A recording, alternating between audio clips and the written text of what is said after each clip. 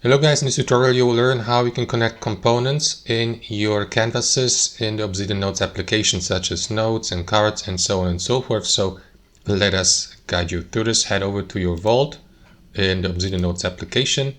Select the canvas on the left hand side, either here in that directory or within the folder. And then guys, what you want to do here on your canvas, you may for example create a new card by clicking on this field, position it anywhere you like.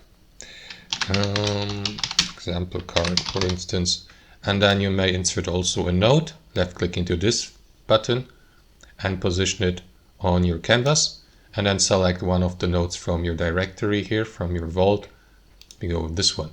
So guys, you can connect these elements like on a mind map for example, and what you want to do is hover your mouse over the border or edge of the given component and click into one of these 4 nodes. Then hold your left mouse and use that connector to connect the given component with another component by snapping it to the given component.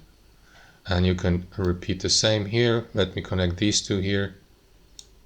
That's how it works. So if you move the given component along your canvas, these connectors will move accordingly. That's how it works, guys. Thanks for watching, and I'll see you next time.